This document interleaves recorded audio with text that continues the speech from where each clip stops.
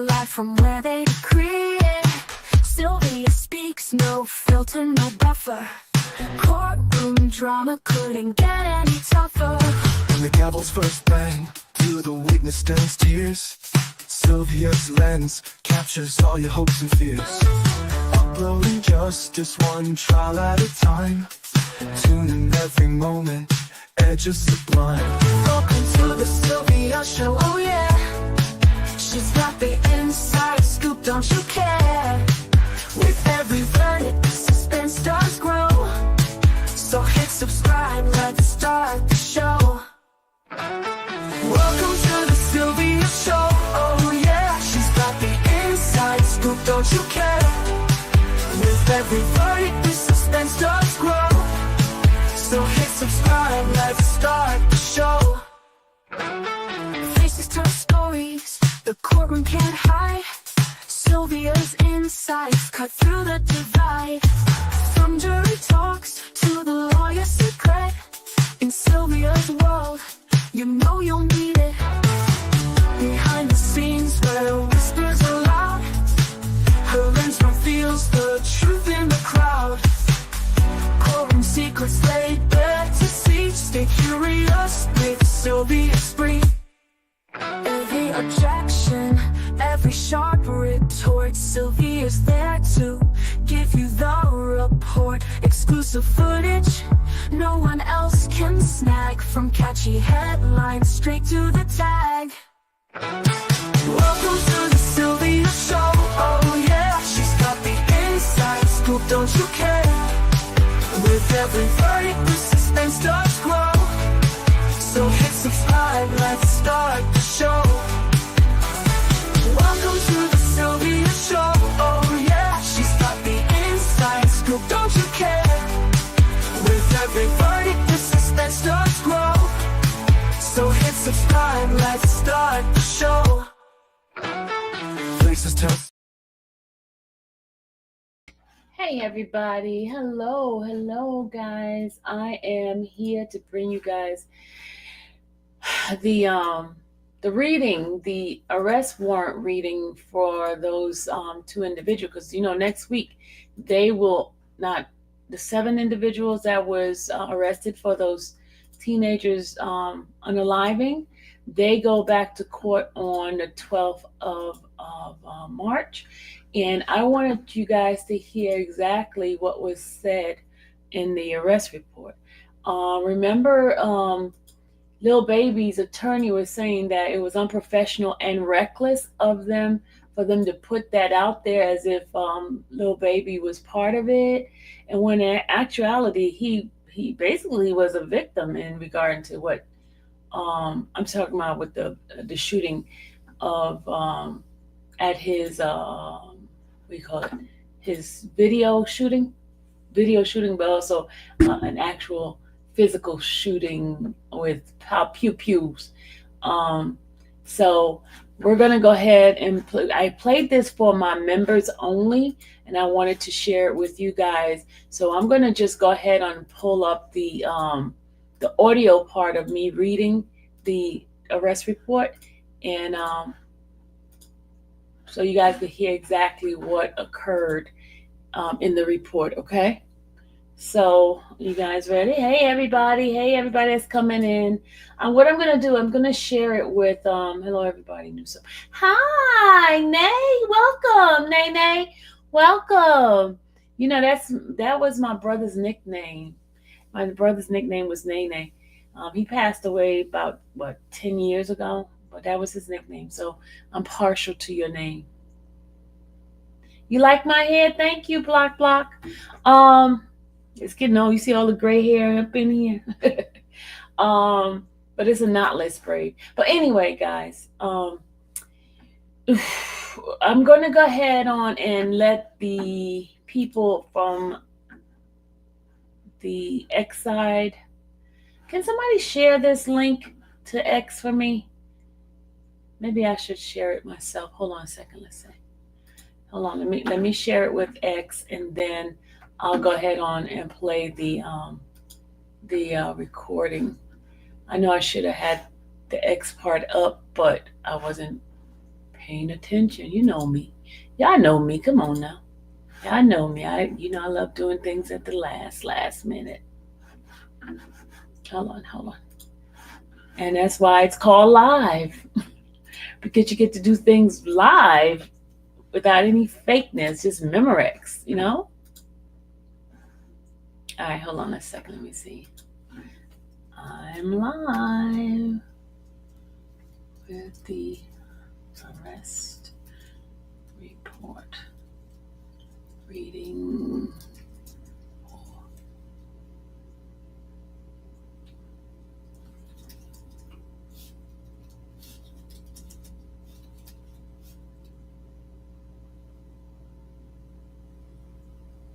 What's that group?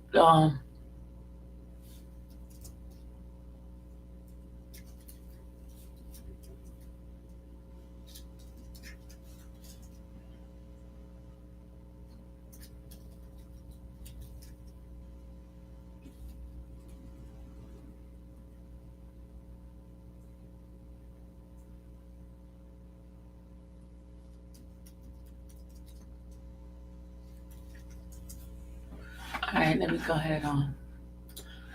My apologies, guys. I gotta switch this over. And then I gotta go to my main channel. Your channel. Then I gotta go click this. Copy and share. I'm gonna go and put it over here. And now they can come and watch. All right, guys, y'all ready? Okay, let's go ahead on, guys. Make sure you share this, like, share, because now I'm getting ready to go ahead and play me reading the actual police report. Bam. All right. You guys are ready?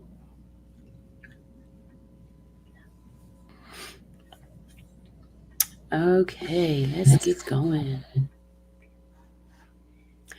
All right. This is the affidavit for arrest. Georgia Code Antidote 17-4-45. Personally came Marissa D. Benverito, who on oath says that the best of her or his knowledge and belief, Marcus Crawford hereinafter called the accused between 7/2/2024 and 7/2/2024 at 12:20 p.m. and 7/2/2024 at 12:35 p.m. One second, y'all. There's a call coming in. Sorry, guys. There was a call coming in at the time. Sorry. It shouldn't be that long, y'all. Okay, my bad. At Spark Street Southwest in Fulton County, aforesaid did commit the offense of murder, felon count 1, 16-5-1, in that said accused knowingly and intentionally did commit the criminal offense of murder, OCGA 16-5-1A, a felony offense in the state of Georgia, as he unlawfully and with malice aforethought either expressed or imply caused the death of Lamont Freeman by firing his weapon multiple times at the victim, in which the victim was struck in the head and foot. Said, and this deponent makes this affidavit that a warrant may be issued for his or her arrest. And it was signed by Marissa D. Benverito, and the judge was Cheryl Treadwell. Next warrant is state warrant for arrest, Georgia Code, antidote 17-4-46. And here is the next warrant number EW-0468040. Affidavit for arrest. Okay, I'm not going to read her name again because each one starts with the same thing. So I'm just going to say between July 2nd, 2024 and at 12:20 p.m. and July 2nd, 2024 at 12:34 p.m. at Spark Street Southwest in Fulton County, as foresaid, did commit the offense of unlawful for a person employed by or associated with a criminal street gang to conduct, participate in criminal felony. Count 1, 16-15-4A. In that said accused unlawfully was employed or associated with a criminal street gang, Goodfellas, to conduct or participate in criminal gang activity by committing the criminal offense of murder. OCGA 16-5-1A. A felony offense in the state of Georgia, as he unlawfully and with malice aforethought either expressed or implied caused the death of Jacody Davis by firing his weapon multiple times at the victim, in which the victim was struck in the torso. Said, and this deponent makes this affidavit that a warrant may it be issued for his or her arrest. Signed by Benverito again. All right. Now, you guys, I'm not going to read the charges because all of it's mostly gang and murder, okay? So I'm going to go down to the detail of the how they was able to obtain the information, okay? Excuse me. Hold on a second. I get some water.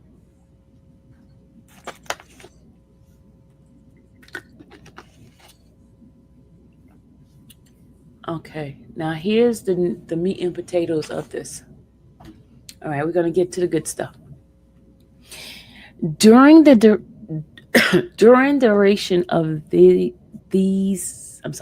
during the duration of there being no communication between named members of OMF at approximately 12:33 a.m.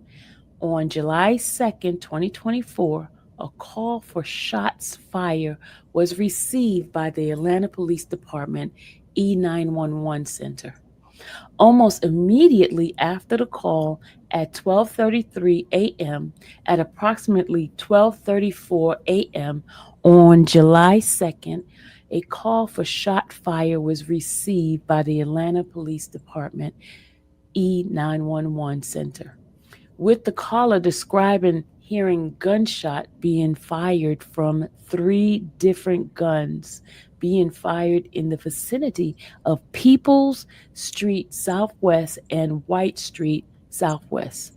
In the analysis of Hollis call detail records at 12:34 a.m., his device is displayed in close proximity of Spark Street. I'm not giving you the exact address. I'm just going to give you Spark Street, okay? All right. Interview of Hollis. Yeah, you know who Hollis is. It's Richard Hollis. I think his nickname is RJ, if I'm not mistaken. Okay. Interview of Hollis. On December 3rd, 2024, which is about 3-4 months ago, guys. The homicide unit and gang unit interviewed with Richard R.J. Hold on a second. Anthony Dodson says it is the arrest record available to purchase online. The arrest record was gotten. I traveled to Fulton County to get the arrest record from the police station. Um, no, I don't think it's available. I don't know. If you do an open records request, you should be able to get it.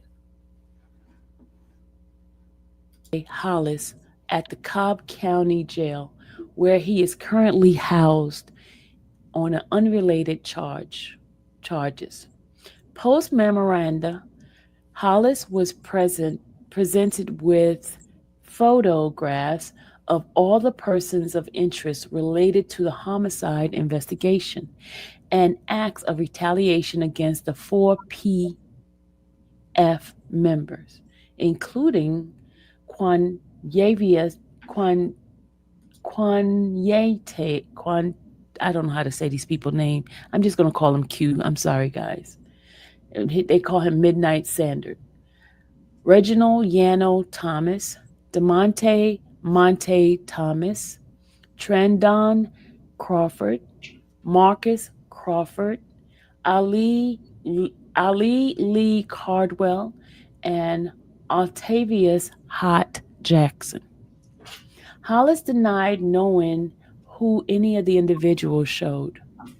However, Hollis admitted to knowing a female amongst the photograph, whom he was in a cell phone communication on the day of the homicide between calls with other OMF members. So he was on a burner phone talking to these people from jail. He was on a burner phone talking to these people from jail, okay? Hollis was concerned about why law enforcement had her picture, displaying that Hollis expected to see male photographs and not the female who was not involved in the homicide. Even though Hollis stated that he did not know any of the other males, he was shown evidence of his communication with several individuals using his phone number and social media account. This evidence included a view of his call details record showing that he had communication both before and after the incident on July 2nd, 2024, with Trendon Crawford, and Hollis continued to deny knowing Crawford during the interview. Hollis calls after interview incriminating statements. Now, after he had an interview with the police investigators, he decided to make a phone call to those individuals that he claims, he didn't know, okay? Jail call made by Hollis to his girlfriend, Carrie Bennett, using phone number, and I'm not going to give you out the phone number, it's a phone number, were received from the Cobb County Jail.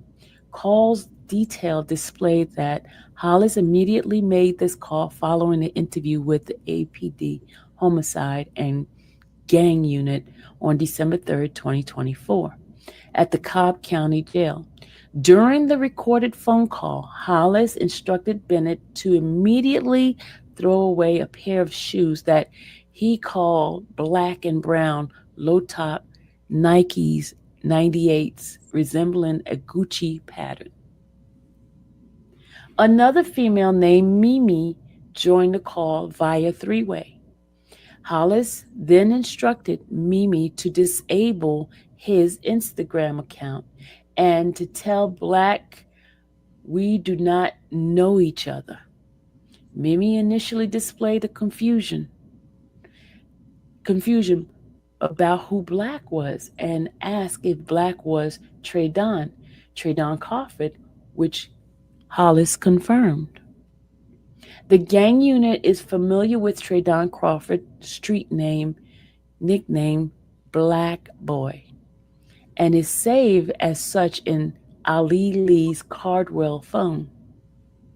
Hollis also told Mimi to tell Lee and Bull not to say to people they know him either. Lee is Ali Lee Cardwell, and Bull is Antonio Bull Kirkland. Mimi then told Hollis that someone named King Slime, who the gang unit knows as Martavius Harris, is snitching on Lee and Bull. And Hollis told Mimi that the law enforcement showed him pictures of all three individuals. The significance of Hollis' behavior in making this call after this interview is that they display guilt laden factors. Bennett asked Hollis what was so important for him to be calling her. And the first subject he spoke about was getting rid of specific shoes. In the interview, it was mentioned that there were video footage of the shooting, and 6 individuals were observed shooting at the children. However, the quality of the surveillance footage was not discussed to indicate law enforcement being able to identify specific clothing. Then, in his communication with Mimi, the conversation on how well he knew the others of interest and disabling his Instagram display that Hollis was trying to disassociate himself from those believed to have assisted Hollis in the murder of the children. DeKeithion Mobley's involvement. Third party confession. During this investigation on July 24th, 2024, a concerned citizen contacted the homicide unit and said that they were speaking with relatives of J-Man, known to law enforcement as Dekeon Mobley, a relative of Willie Mobley. The relative informed the concerned citizen that D. Mobley made a third-party confession to them about his involvement in the killing of the children on Spark Street. The concerned citizen advised law enforcement that the Hoods were beefing, and the conflict extended back to Dominique Lil Baby Jones video shoot getting shot up. The concerned citizen explained that being back and forth shooting between the gang, the concerned citizen in the conversation with the relative said it was, and this got whited out some kind of way, y'all can't see what that said. I don't know what it says, but I think it's Etheridge thing. All right. The concerned citizen questioned the relative, asking if it was for real that Etheridge was beefing with Spark Street, and the relative confirmed. The concerned citizen asked the relative why they were in conflict, and the relative replied that J-Man got into with the 4PF NIGGAS. The relative told the concerned citizen that it stemmed back to when Dirty Tay Vontae Wright, born, and you got the date when he was born, I don't want to give his date, locked up for shooting a young kid. The concerned citizen informed law enforcement that J-Man felt that since he could not get to Wright, he wanted the top dog, Lil Baby. The concerned citizen said that Lil Baby, who everyone really wants, but it's hard to touch him. The concerned citizen stated that they asked the relative about J-Man, and they said J-Man did it, and they did not know who was with him, but that J-Man was. Okay, you guys are hearing this, right? In the police report, in the police, what do you call it? The press conference, they kept mentioning Lil Baby as if Lil Baby is the one that was supposedly the reason for the crime. But these people are after him, and it's kind of weird how they try to put his name in there. J-Man is caught. I think he is. He's in jail already. It's the main person involved. The concerned citizen said they did not believe the relative and said they needed to speak with J-Man themselves. The concerned citizen stated the relative professed to them that they were telling the truth because the relative was J-Man's blood cousin. If J-Man told them he was involved, then that was the truth because J-Man did not lie. The concerned citizen advised that the relative described that since J-Man did not get Lil Baby at the video shoot, he waited until midnight, till nighttime. The relative told the concerned citizen J-Man was with others, went around and shot the apartments up. After the shooting, J-Man went to the relative's house and did not know the victim he shot were children. The relative told the concerned citizen that J-Man continued shooting and he did not stop. Law enforcement asked if the relative said how many were with J-Man when he was shooting. The concerned citizen said he believed the individual told him it was J-Man and two other boys. The concerned citizen said that the individual said that J-Man named himself and two other boys.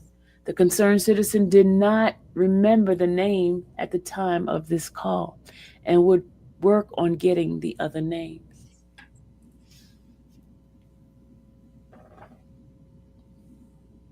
The concerned citizen described that J-Man has just got J-Man has just got out of jail, and he was from Etheridge, was dark-skinned and was short.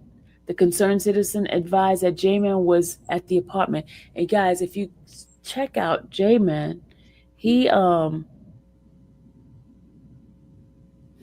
was the one. Hold on a second. Hold on. He had just got out of jail.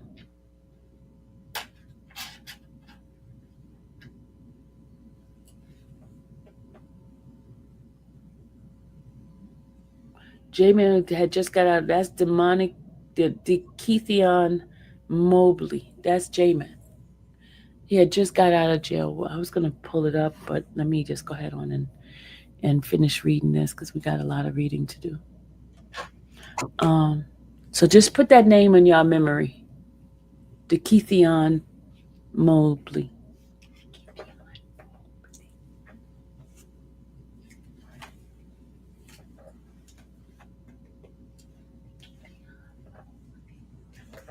He was dark-skinned and short. The concerned citizen advised that J-Man was at the apartment on Center Street when law enforcement conducted the tactful canvass and was passing out the flyers.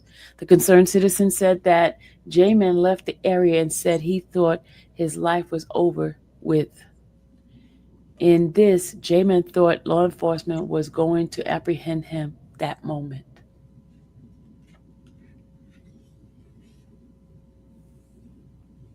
Law enforcement asked what gang J-Man was in, and the concerned citizen said he was part of the Etheridge Boys. They were blood members. The concerned citizen described that J-Man was from Four Seasons, which is the Thomasville Heights area, and hung out at the Etheridge apartments and now was 2500 gang. The concerned citizen stated that the two individuals J-Man was with are literally 2,500 boys, and he normally hang out with them. The concerned citizen advised that they believe the names Jamin's cousin said was Re-Rock, describing him as 2,500 Re-Rock. The concerned citizen said they hang out at 2,500 Center Street apartments. So knows J-Man and a couple of the 2,500 in IGGAS, but did not know all of them. The concerned citizen said the day of the law enforcement canvass, J-Man ran in the apartment and ran out the back. The concerned citizen advised the apartment was in the D building. The, the tactical canvas was set up specifically in front of the D building because information and investigation led law enforcement to believe that the suspects either lived or hung out around the D building. Law enforcement asked for J-Man's Instagram, and the concerned citizen confirmed that his Instagram account was 2,500 J-Man. Law enforcement asked the concerned citizen if the relative informed on how J-Man and the others got to the scene. The concerned citizen replied that J-Man and the others drove there by the relative, never said J-Man and the others shot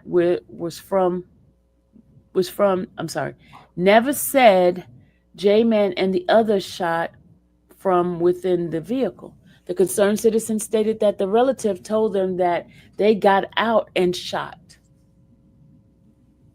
The concerned citizen described J-Man as not being a scared ass in IGGA, person not scared to react. The concerned citizen said that the relative told them that when J-Man figured out he shot kids, he was effed up. The law enforcement asked why they shot the children. The concerned citizen explained that Little Cali, the street name for the Spark Street apartment. Then the concerned citizen remembered something and said whoever J-Man was getting into with the whole day from that side before the murderers, the concerned citizen said that J-Man was expecting to catch one of the 4 PF individual he was getting into with the whole day. The concerned citizen advised that J-Man went around there and started spraying whoever they saw, not knowing they were kids. The concerned citizen said they asked J-Man was going to do. The concerned citizen said they asked what J-Man was going to do, and J-Man replied that the police did not have anything on him because he was masked up and dressed up, not barefaced. Based on the gang investigation files, the alias J-Man is associated with DeKeithon Mobley, born, I'm not going to give you his birthday. He is a family member of Willie Mobley based on the Idacorp query. Parents listed under D. Mobley are, I'm not going to give you the name of the family members. And then they gave the email address, right, to him, right? And then in view of the past address location, they gave an address and for them and everything. I'm not going to give you that address either. It says 911 call. In continuous monitoring of emergency call that came up to 2500 Center Street, it was observed that a concerned citizen called E911 and advised the killer of the 2 teens killed in the city were in the parking lot. The caller informed that the suspect were near a gray Charger and a Jeep. The caller provided the Georgia tag. They gave the tag number in here too. During the investigation, the tactical canvas at 2500 Center Street, law enforcement observed a gray Charger in the parking lot as described. The gang unit obtained D. Mobley's Instagram record and reviewed multiple photographs of D. Mobley. Near and sitting on the described gray Charger, gang unit used law enforcement resources to obtain a cell phone number for D. Mobley, which was put into Fulton County jail system. Jail call between Willie and Keithion Mobley. In inquiry, D. Mobley's cell phone number in the jail call system, it was found that Willie Mobley called D. Mobley on August 28, 2024. In the call, in this call, D. Mobley gets on the end of the call and asks W. Mobley about Yano, Reginald Thomas. D. Mobley advised that Yano was snitching and provides W. Mobley with the same number law enforcement found to be associated with D. Mobley to call him. On this call, they discussed the murder on Spark Street, and D. Mobley informed W. Mobley that Monte Thomas' daddy, Reginald Thomas, was snitching. D. Mobley said that baby boy Devontaris Jordan was bugging when the law enforcement interviewed him. D. Mobley informed that one of the brothers told him that someone is snitching. And when D. Mobley asked who was snitching, and D. Mobley responded that King Slime, Martavius Harris, was talking. W. Mobley said that they need to figure out who the F is talking to law enforcement. W. Mobley stated that he was glad that he already told Ali Cardwell about the interview he had with law enforcement, as it appeared that W. Mobley was providing to D. Mobley that was not providing law enforcement with information.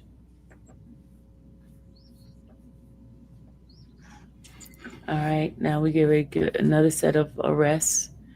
Okay, guys, what you're hearing now is what a live that I did a couple of days ago, reading the arrest report. Now I'm just playing it on this side so you guys can hear it. It was done in my members only a few days ago. Make a note of your King Slime is not young. No, it's not. No. This is still for Marcus Crawford. All right, probable cause. Here's the probable cause it says here. The incident's summary. On July 2nd, 2024, at approximately 12:34, Atlanta E911 received call of a person shot at the Sparks Apartment Street, Southwest Atlanta, Georgia, in Fulton County. Details of the call reported 3 juveniles, male, Zone 4 unit, and medical personnel on the scene. Lamont Freeman, born July 2nd, 2011, was confirmed deceased. Jacody Davis, born June 28, 2011, was transported to the fire station by witnesses and later succumbed to his injuries at Egleston Hospital. And Devontae Davis, born, and I don't want to give his birthday, was shot in the foot and transported to the hospital. That's the one that lived. Family members of Freeman and Davis' family advised that the Davis brothers left their apartment to wish Lamont Freeman happy birthday at midnight and were standing outside Freeman's apartment when they were gunned down. The homicide gang and crime scene unit arrived at the scene. Multiple rifles round shell casing was located on the scene, and defects on the exterior of the building were where the victim was standing. Shortly after, the Fulton County Medical Examiner Office investigator arrived. Crime scene unit, and it gave what they photographed. And you guys, I guess, once the trial start, we're gonna see all of that. But they gave the number of the bullets and stuff like that. All right. Fulton County Medical Examiner's Office. The Fulton County Examiner's Office investigator arrived. Preliminary ME investigation suggests that Lamont Freeman sustained a single gunshot wound to his head and was pronounced deceased at the scene. Jacody Davis had been transported to the fire station by a witness driving a blue Mustang and then to the Eccleston Hospital for medical attention. Jacody Davis sustained one gunshot to his chest and later succumbed to his injury during surgery. ME officer provided the case number 24-1548 for Lamar Freeman and 24-1550 for Jacody Davis. Reason for performing an examination. This 13-year-old black male was reportedly shot multiple times outside of a residence. He was, I don't have the other part, but they gave summary of findings. Gunshot wound of the head, intermediate range of fire. Entrance wound on the right side of his forehead. Neither soothe or snipping of the skin. Pathway through right frontal and temporal aspect of the scalp, skull, and brain.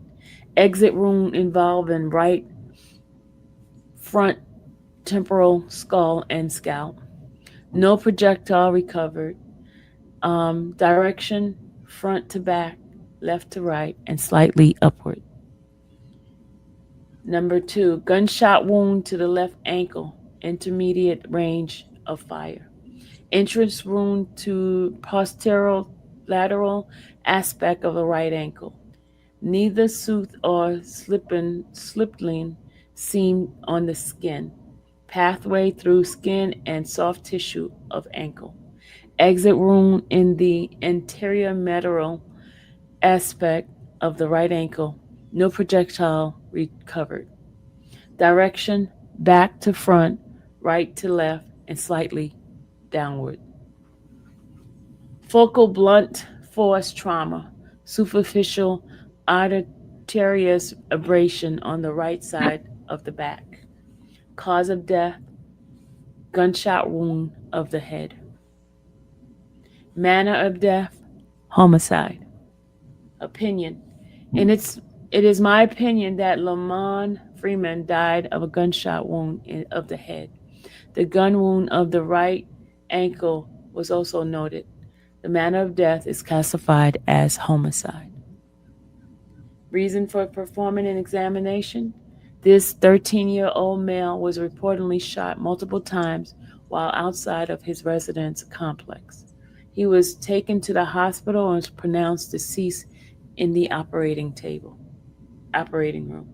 Summary of finding. Gunshot wound to the left buttock, intermediate range of fire. Entry wound in the lateral aspect of upper left buttocks. Neither soothe or stippling seen on the skin. Pathway through skin and subcarnatorous tissue of the buttock. Exit wound on medical aspect of upper left buttock. No projectile recovered. Direction front to back, left to right, and without significant vertical deviation. Number 2, gunshot wound to back. Intermediate range of fire. Entrance wound near the midline of the lower back. Neither soothe nor stippling seen on the skin. Pathway through skin and soft tissue of back. Multiple segment of intestinal status post small bowel in resection, 3 segments, and soft tissue and skin of abdomen. I'm sorry, abdomen. Exit wound near the lower abdomen midline. No projectile recovered. Direction back to front and slightly downward, without significant horizontal deviation. Number 3, superficial cutaneous linear abrasion of the lateral aspect of the left leg. Cause of death, gunshot wound to the torso. Manner of death, homicide. Opinion. It is my opinion that Jacody Davis died of a gunshot wound to the torso. The manner of death is classified as homicide. Witnesses. An eyewitness informed officer at the scene that 2 vehicles were trailing one another. The witness advised that the suspect vehicle circled the complex twice as they drove back to back. Other witnesses described seeing the shooter run to the back of the apartment on Dimmock Street after the shooting. The 911 caller informed 911 dispatcher that there seemed to have been 20 to 30 gunshot fired in rapid sessions. While the investigation of the crime scene was occurring, community members of the Oakland City apartment informed law enforcement that the shooting of the children involved in gang conflict involved 4 pocketfuls.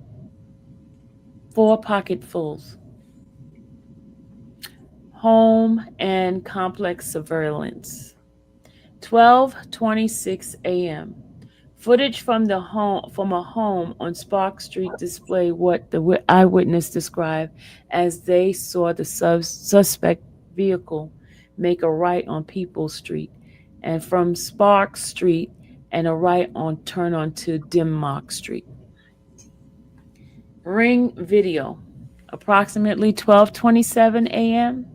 Footage from a home on Peoples Street display that the witnesses described as they saw the suspect's vehicle, a white Nissan and a gray Nissan sedan, make a right on Peoples Street from Spark Street and make a right onto Dimmock Street. While the suspect's vehicle were turning on Dimmock, the driver of the blue Mustang was driving towards the suspect vehicle.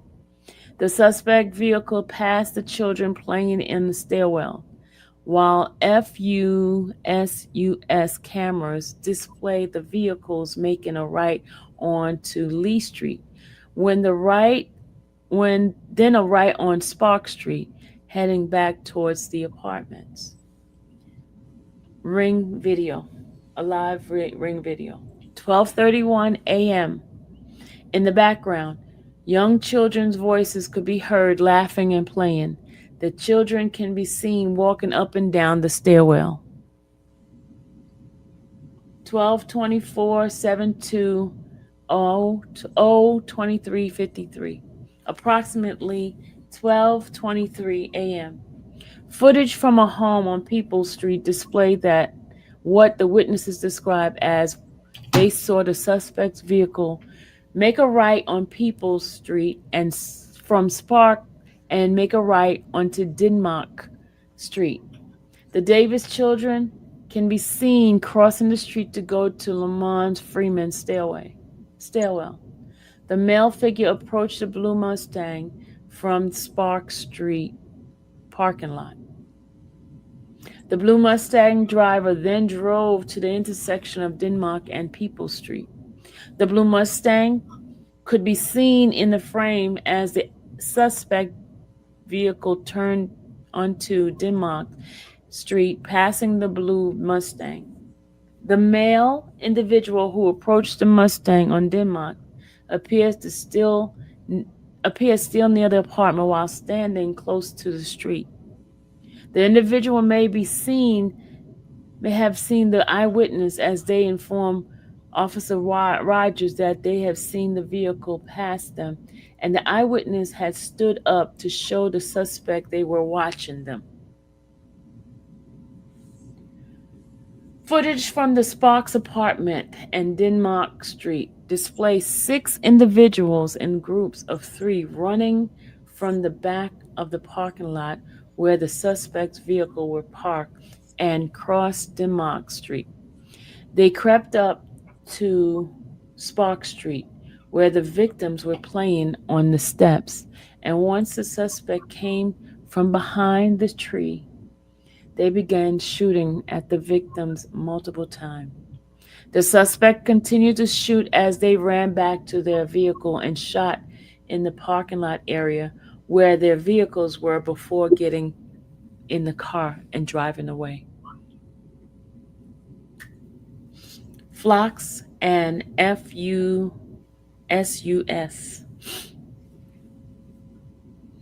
Before shooting routes of the crime scene. 11:54 p.m. The vehicle were seen together on Martin Luther King Jr. at 285 westbound, with the Nissan traveling behind the gray Nissan. The white Nissan traveling behind the gray Nissan. At 12:01 a.m., the vehicle were then together on Hardwell Road at Collier Drive Northwest, with the gray Nissan traveling behind the white Nissan. 12:15 a.m., the vehicles are viewed on Peyton Street Southwest and turn onto Martin Luther King Drive Southwest. The nearest landmark of this intersection is 2442 Martin Luther King Drive, the McDonald's. At 12:16, the vehicle passed 2117 Martin Luther King Drive Southwest. At 12:19, the vehicle are viewed on Martin Luther King Drive Southwest and turn right on Ralph David Abernathy. At 12:19, the vehicle makes a right onto Cascade Avenue Southwest and then a left on Donnelly Avenue Southwest. During the incident, scoping out the location and act of shooting, witnesses advised that the vehicle circled the apartment, and at 12:25, the vehicle was viewed on footage from the Denmark Street Southwest, driving to Lee Street Southwest, making the right onto Sparks. Camera display vehicle on Spring Street. So they were watching that car, those 2 cars. Well, when they started doing the surveillance thing, they saw those 2 cars when they did the license tracker thing. Southwest, stopping at People's Street Southwest at 12:26 a.m. Surveillance footage from Sparks apartment showed the vehicles coming back onto People's Street Southwest from Donnelly Avenue Southwest and parking in the parking lot area of the complex just before Denmark Street Southwest. The vehicles were parked at the driveway entry and left running as the suspect exited the vehicle. So the car was running, y'all. So they were ready for a getaway. Dang. That's just messed up, y'all.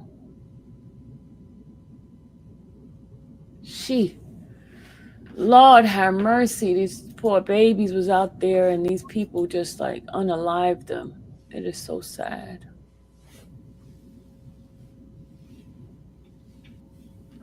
It's so sad, y'all. So sad for those babies. I feel so bad for the babies.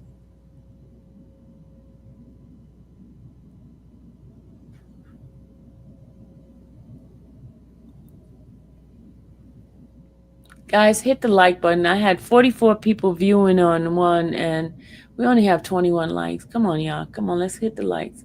I'm sitting here reading for you guys. And my reading is not too terrible today, y'all. Hit the like button. Members, y'all know better. Y'all members. Y'all supposed to be doing better than the people that are not members. Can we hit the like button, please? Thank you for one person that just hit the like button. Yeah, the likes should match the members that are in here. We have 45 people viewing this on one channel, and y'all not hitting the like button. What's up with that? What's up with that, people? What's up with that? Let me see what the other channel is doing. Hold on. Let me see what y'all doing on the other channel. Let me fast forward it because I'm talking too much on that one. Location on Martin Luther King from July 2nd to July at 12:10 a.m. to July 2nd, 1:10 a.m. Right? Then it says vehicle recovered. Okay, let's go. On July 2nd, Captain Robinson, Fulton County Police Department, had been dispatched to Washington Road about a stolen vehicle. When the officer arrived, the victim stated that they were out of town and left their vehicle on at their aunt's apartment complex. The victim stated the vehicle was last seen in the late hours of June 30th. The victim said the car that they one of the cars was stolen, and the other one's a rental. One was stolen, the other one was a rental. The aunt called them later and the following day and stated that the vehicle, a 2018 white Nissan Maxima, was missing and there was no glass or any items on the floor. On August 21st, 2024, Detective York informed homicide detective Stan Sell that the 2018 white Nissan Maxima was recovered. Y'all, we got 105 viewers, right? Why you guys are not hitting the like button? Come on now. Can we please get some likes up? You guys know better. I try to do stuff for my members, and y'all just want to treat me so bad. I'm talking. Hit the like button, will you? Hit the Thank like you. button. One person hit the like button. I mean, come on, you ain't got to be a hater. No. All right, so No haterade over here. okay, it says that the white Nissan Maxima was recovered on August 8th, 2024, in a parking deck on Drew Drive Northwest in the Zone 1 area of Atlanta by APD Auto Crime Enforcement Investigation Grimsley and Towns. Investigator Grimsley and Towns. The vehicle was still at the A Town Inc. tow yard. Detective Standstill had the Nissan Maxima transported to the Public Safety Annex for further investigation. While querying through flock camera, he discovered that the car had an original tag there was a unique sticker in the back of the vehicle of the left on the license plate area. In running the registration information based on the license plate for the car, it was discovered that the vehicle was reported stolen at the South Fulton Police Department. The vehicle of this incident correspond with the flock reading, and the vehicle bear the stolen California tag affixed to the stolen vehicle in the area of 33 a.m. Washington Road at Commerce Drive, at 336 a.m. Washington Road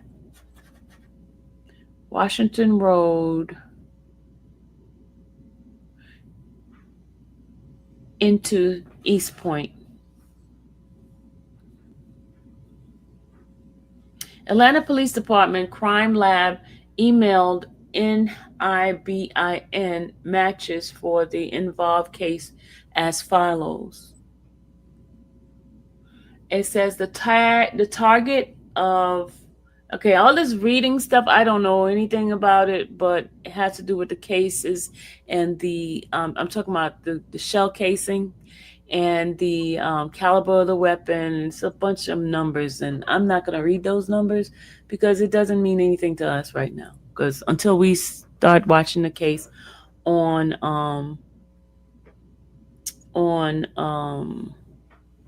when trials start, then we'll know if it's a trial. Okay. Can we get the likes up? We got 106 views in here. That means people are in here. They're just not hitting the like button. We have 48 likes on this channel here. On the Infamous Slide channel. Y'all guys are bugging y'all. Why is my chest hurting?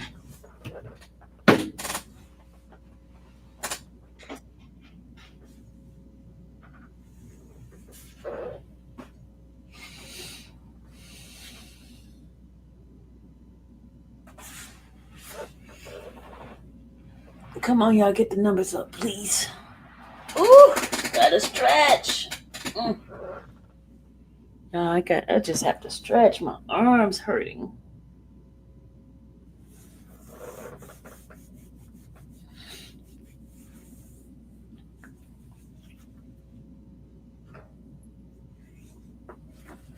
Mel, did you hit the like button when you came in?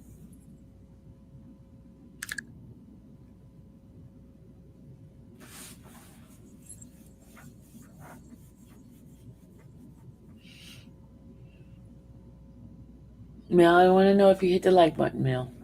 Did you hit the like button?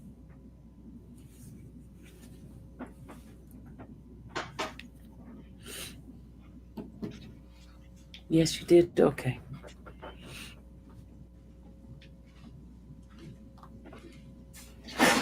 I have to change my look, y'all. I had to change my look for CMT. All right, let's go. I'm gonna go ahead on and read. Who is the person that's in here being a hater didn't hit the like button? Because y'all coming in here, I see the views going up. I see the people going up. But why y'all just can't hit the like button? Parallel. Target S4M. CMT, I'm giving you June 22nd, 2024. Aggravated assault. Fugitive. Okay, y'all. You remember, y'all listening to a pre-recorded. This is an old show.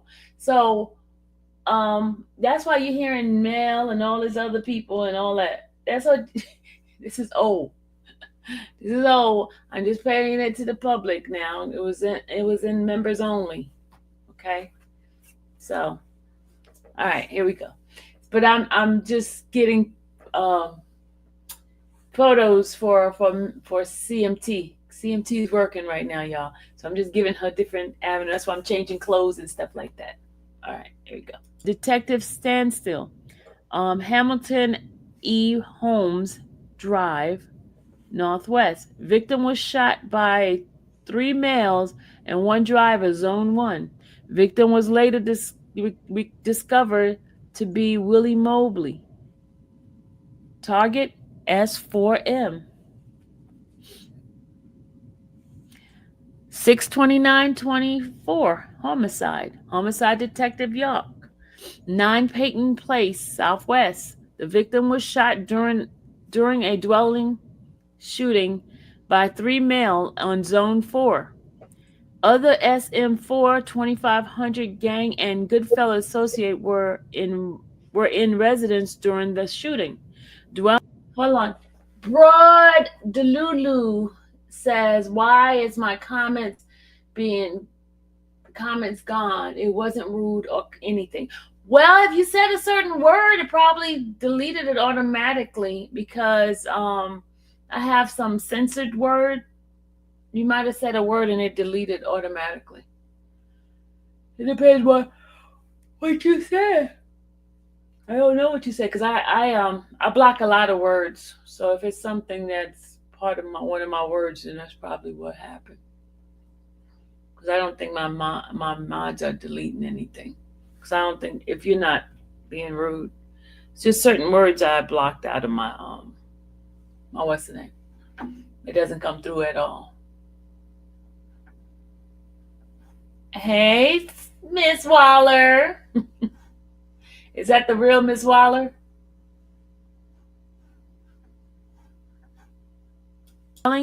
Is known as a trap spot for victims. Target S4M. July 2nd, 2024, homicide. Homicide detective Hustler Stewart. 1043 Sparks. 3 young male were targeted with 6 assailant circled the complex. No, there's no arrest warrant for Lil Baby, only for the guy Marcus Crawford and the other 6 individuals. What is 1940s is going on here? No worries, I'm out. You don't have to make announcements, Broad Delulu. I don't understand these. I mean, Broad Delulu. we in here minding our business, and so nothing was deleted on you. If you said a wrong word, it's gonna remove your whole comment. That's the way it's set up. Ran up to the victims and shot at them multiple times in Zone 4. This area is also known as stronghold for 4PF members and those who claim 1040 on the social media account. Target 4PF. The death of Turner was found to be a result of violent conflicts that had been taking place in the preceding weeks between the various allied gangs that lay claim to the west side of Atlanta, including the Goodfella Criminal Street Gang and the Four Pockets 4PF Criminal Street Gangs, which lay claims to the Oakland City neighborhood of Atlanta. Both gangs are known to have a historical conflict. However, the violent act against individuals of each gangs were reignited on May 14th when the leader of 4PF rapper Dominique L. Lil Baby Jones chose to shoot a music video in the Dixie Hill neighborhood of Atlanta. The choice of the shoot of the video in a Dixie Hill location was problematic because 4PF and the resident gang member at the 2197 Verberna Street Northwest already have a contentious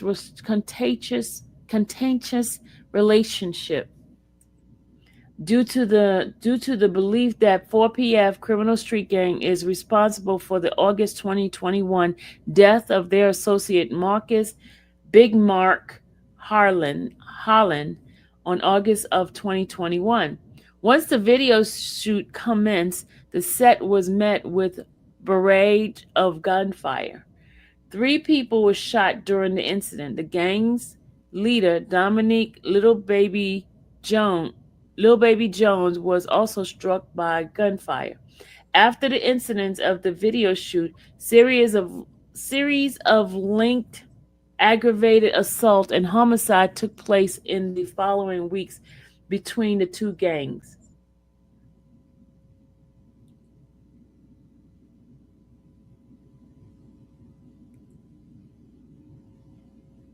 I agree, Ms. Waller. On June 29, 2024, at 3:13 a.m., Atlanta police responded to a call for, I can't see what it says. I can't see what that says. It's cut off. Okay. When officers arrived, they found the victim, Treventia Turner, deceased at the location with multiple shell casing of various calibers located in front of the home. Gang unit investigator known no Turner to in recent years to be a gang member of the hyper-violent fam only my family faction of Goodfellow criminal street gang. In the hours following the death of Turner, his cousin Q Midnight Sanders began posting on social media in efforts to identify the party involved with Turner's death. With the intent of seeking revenge, Sanders is a current inmate in Hancock State with the intent with a tentative parole date of February 2027. Gang unit investigators know Sanders to hold a leadership role in the hyper-violence my family faction of the Goodfellow criminal street gang. On June 29, 2024, following the death of Turner, Sanders made numerous social media posts to include two posts that state all NGGAS just killed my little cousin, and I'm saying this SHIT one time. All y'all NIGGA better tell me some, which led to a gang unit investigator, M. Beverino, obtaining a search warrant for Sanders' Instagram records from the time Turner's death through July 1st, 2024, to help mitigate any retaliatory violence. The death of Turner was believed to be a result of an enormous violent conflict that had been taking place in the preceding weeks between the various allied gangs that lay claims to the west side of Atlanta, to include Goodfellow Criminal Street Gang and the Four Pocket Full Street Gang, which lay claims to Oakland City neighborhood of Atlanta. The current conflict was ignited on May 14, 2024, when the leader of 4PF, rapper Dominique Lil Baby Jones, chose to shoot a music video in a Dixie Hill neighborhood of Atlanta. The choice to shoot the video in the Dixie Hill location was problematic due to the fact that 4PF and the resident gang members, the location already was contentious relationship due to the belief that 4PF Criminal Street Gang is responsible for the August 21st, 2021 death of associate Marcus Big Mark Holland in August 2021. Once the video shoot commenced, the set was met with a barricade of gunfire. 3 people were shot during the incident, and gang member leader Dominique Lil Baby Jones was struck by gunfire. After the incidents at the video shoot, a series of linked aggravated assault and homicide took place and followed the following weeks of the two groups. They keep repeating the same thing, y'all. Sorry. All right. A review of Sanders' social media records revealed that Sanders sent what was believed by him to be a disappearing photo message on June 30, 2024. The message is sent to Marktavius Smith, who is currently an inmate at Macon State Prison and also claims affiliation with OMF faction of the Goodfellow Criminal Street Gang. Smith sent a photo with the name J Shot in letter across it to Sanders.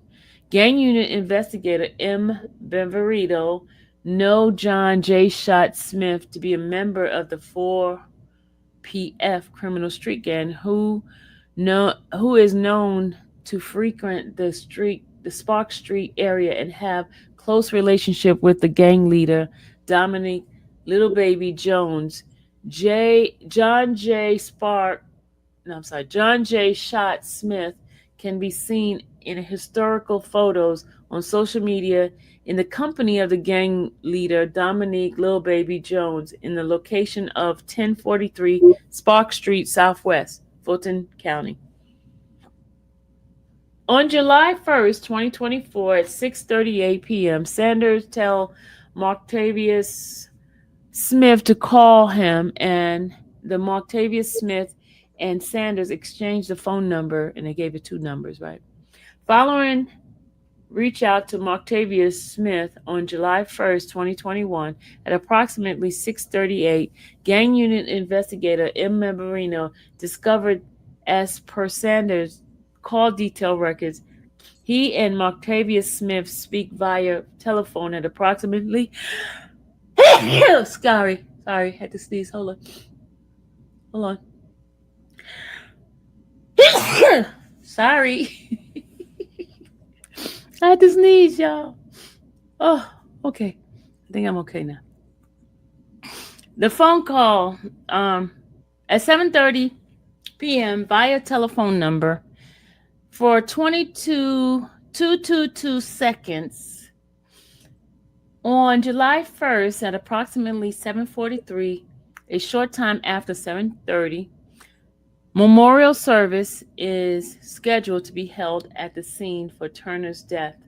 Sanders used his social media account to comment on a flyer for the event and says, "Damn, cuz this SHIT hurts, but you know how I'm coming. This SHIT almost over, gangster.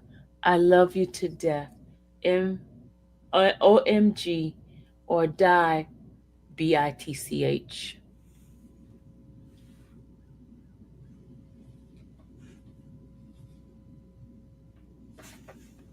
Guys, hit the like button when you come in, please. All right. At approximately 8:49, Sanders message user Monte SM4, who gang unit investigator Ben Burrito, known as the Monte Thomas, son of OMF criminal street gang member Reginald Yano Thomas, and instruct him to call me ASAP. And as per Sanders' call detail records, at approximately 10:05 p.m., 20 seconds phone call, it take place between both the Monte Thomas and Sanders, with Thomas using phone number, and then they give the phone number. Instagram records obtained by gang unit investigator M. Beverino for both Sanders and DeMonte Thomas shows the following conversation previously took place on June 29, 2024, in the hours following the death of Turner. Turner, Monte, and then give the Instagram. Body, you know why, WYO, you good? And Sanders' reply says, "Body, y'all. Lil one, you know how I'm is about y'all." And then Sanders go back and said, "Body, this SHIT got me effed up, but you know that get back game is." And then Thomas says, "Body, I love you, bruh. Send your number. Body, I love you too. Body," and then they give him phone number. "Body, yeah, YK, I am a take on everything I can while you in there. You gonna be out with me in a minute." And then Body, y'all, FR, got this. We got this. Throughout the course of the gang unit investigator, M. Ben Marita investigating numerous Fulton County search warrant were obtained for social media records, call detail records, and cellular device extraction for the suspect that the gang unit investigator Vinverino identify as being involved in the conspiracy to murder those involved in the death of Turner. A review of the phone extraction obtained by Ali Lee Cardwell showed that approximately 7:20 p.m. on July 1st, 2024, shortly after Sanders engaged in a communication with Martavius Smith, Cardwell and Sanders engaged in 7-minute and 28-second video call. Gang unit Mbe Marino knew Cardwell to be a high-ranking member of the hybrid violent OMF faction of the Goodfella criminal street gang. Cardwell, similar to Sanders, had an extreme relationship with Turner. And at approximately 8:30, Sanders and Caldwell engaged in a 50-second video call, and again at 8:35 p.m., Sanders and Caldwell engaged in a 4-minute and 38-second video call.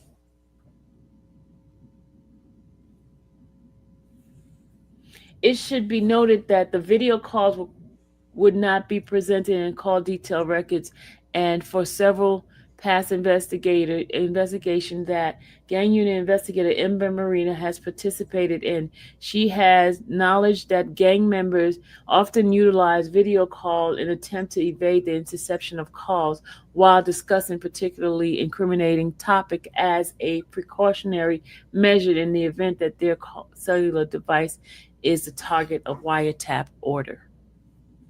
Following the video call with Sanders and Cardwell, receive a video call from Tredon Crawford at approximately 9:02 p.m.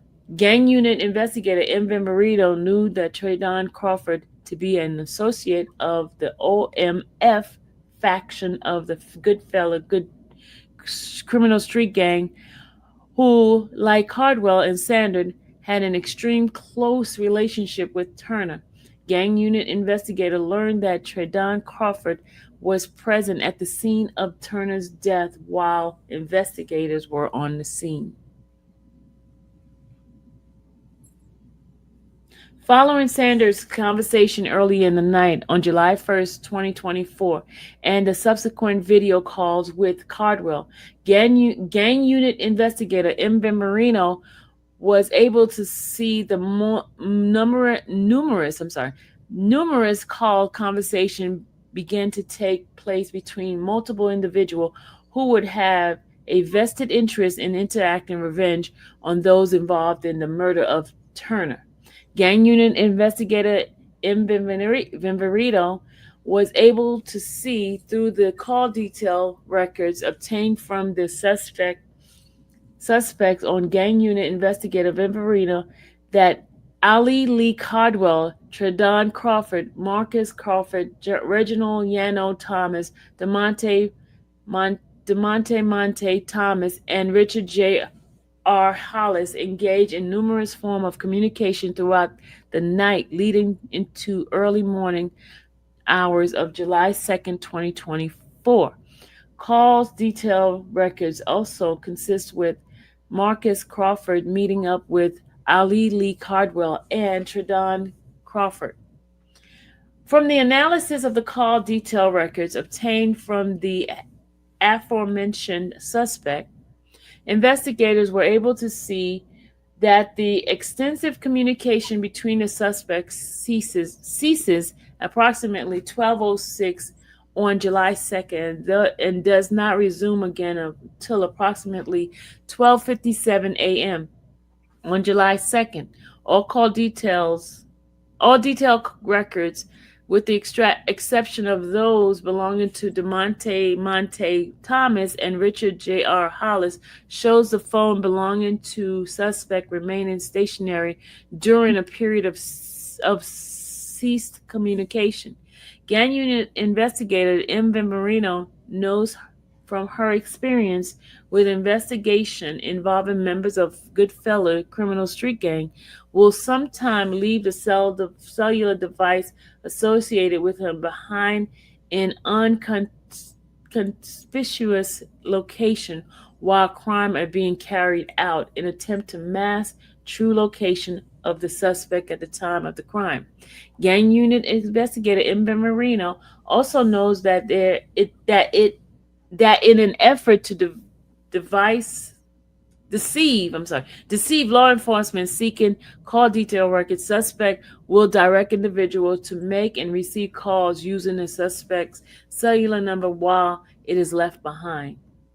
Throughout the course of her investigation, gang unit investigator Ember Marino learned that during the cease period of communication between suspects approximately 12:33 on July 2nd, 2024 is when the children were ambushed and killed at 1043 Spark Street, Atlanta, Fulton County. Based on the evidence in the crime scene and surveillance footage obtained by multiple locations around the crime scene, it is discovered that there were six shooters who exited the white Nissan Maxima and a gray Nissan Maxima that had been trailing each other to the crime scene during the incident, and they fled from the incident. On July 2nd, 2024 at 12:15, the vehicles were viewed on Peyton Place Southwest, the area where Turner had been murdered on June 29th, and turned right on Martin Luther King Jr. Drive, the nearest landmark intersection of 2442 Martin Luther King Drive. At 12:16, the vehicle were viewed on video passing 2174 Martin Luther King Jr. Drive, Southwest. At 12:19, the vehicles are viewed on Martin Luther King Drive Southwest and turn right on I'm getting tongue tied. Ralph David Abernathy Boulevard, then make a right on Cascade Avenue Southwest, and then left onto Donnelly Avenue Southwest. The vehicles then take Donnelly Avenue Southwest to the area of the crime scene. Surveillance footage obtained from multiple locations surrounding 1043 South Spark Street, Southwest, Atlanta, Fulton County. There were six shooters who exit the white Nissan Maxima and a gray Nissan Maxima that had been trailing each other at the location. The occupants exit the vehicles on foot and fire numerous shots at the location before returning to their vehicle and leaving the location. The vehicle continued to drive with each other as they left the scene, with the gray Nissan consistently being the lead.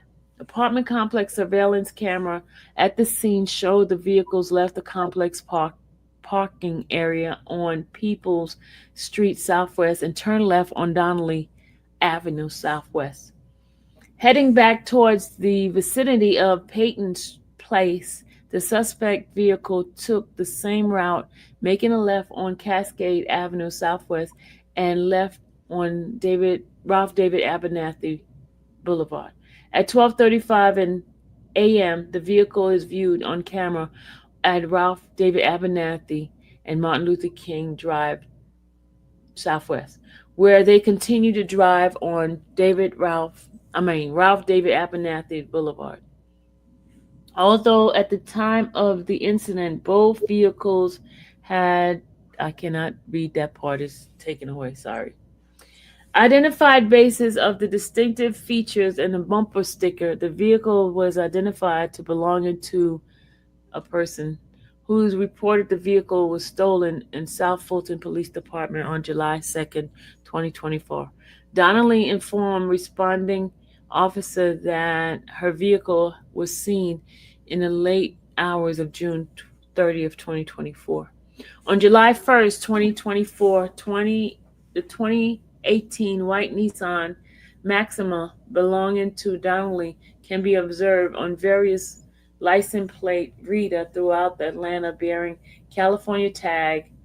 The detailed records obtained by Richard R.J. Hollis shows a cellular device associated with Hollis tracking with the pattern of the traveler throughout the day.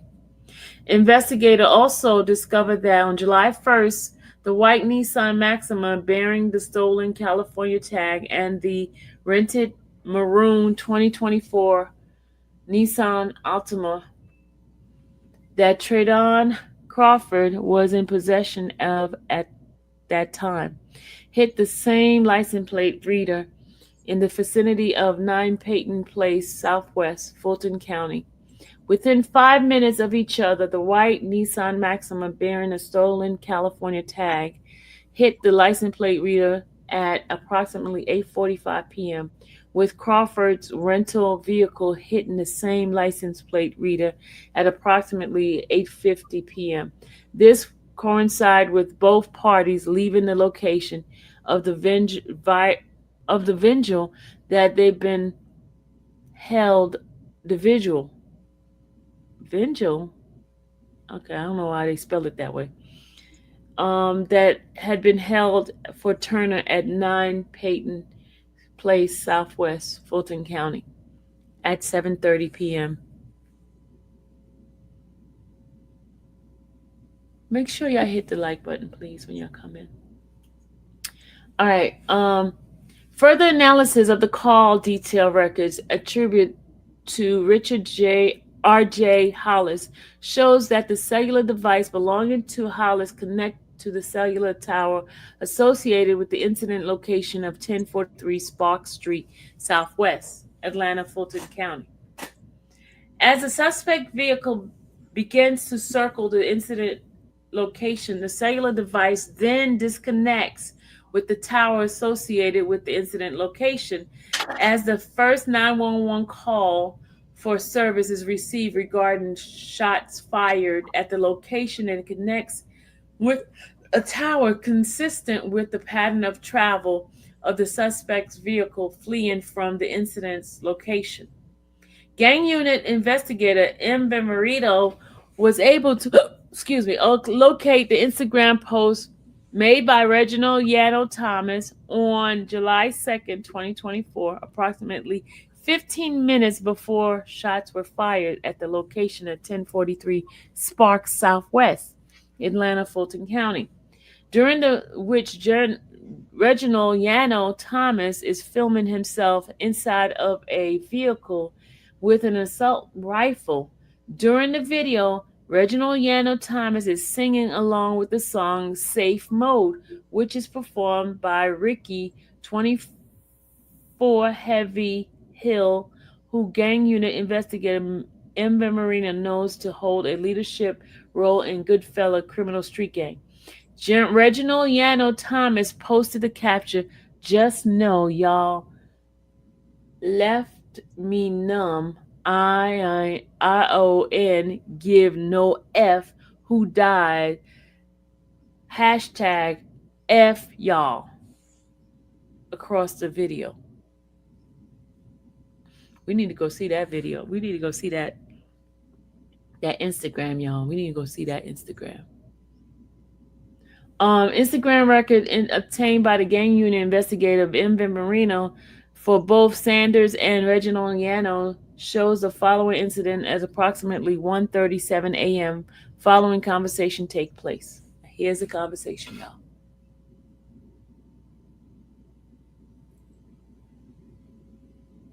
Sanders. Okay, you all ready? At 12 o'clock.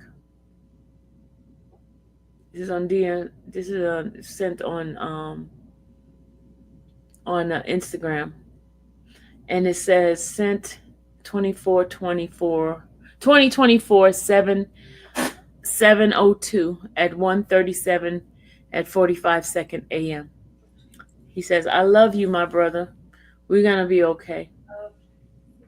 And then Thomas says, "Body, I love you more, brother." And then Sanders says, "Body, strong emoji, strong arm emoji, black heart emoji, strong arm emoji, and black heart emoji." And then Sanders says, "Body, we really them.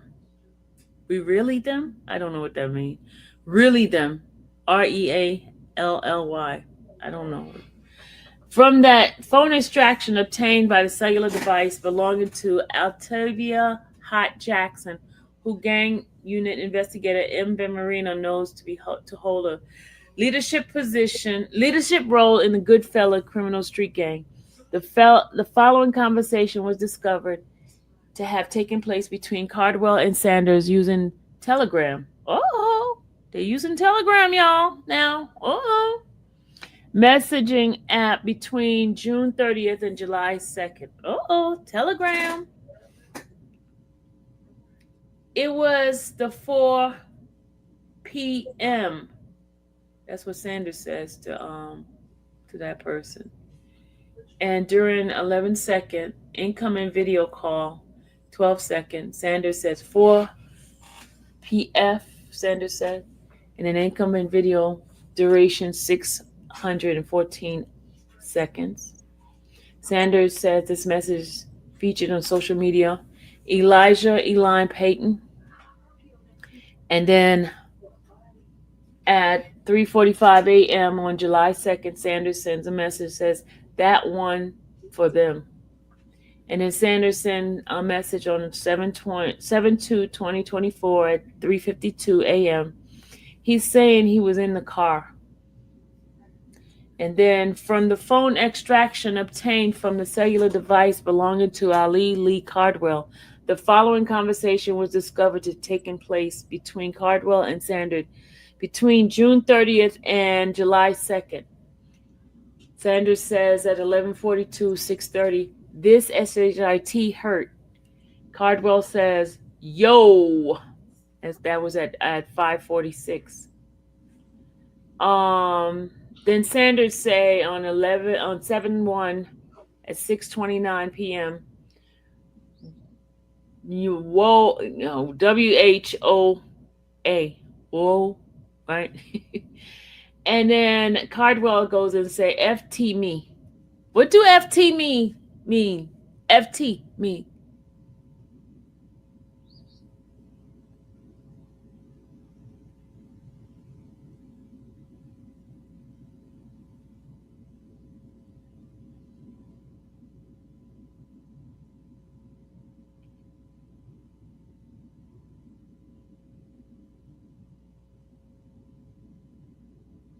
FaceTime? Okay, thank you. You guys are smart. Thank you, guys. Okay, he says, it should be noted that after this message, multiple video call takes place between Sanders and Cardwell. Then Sanders at 3:45 a.m. on July 2nd said this one of them. This message is featured on social media, a photo of Elijah Eli Payton. And then Cardwell says, okay.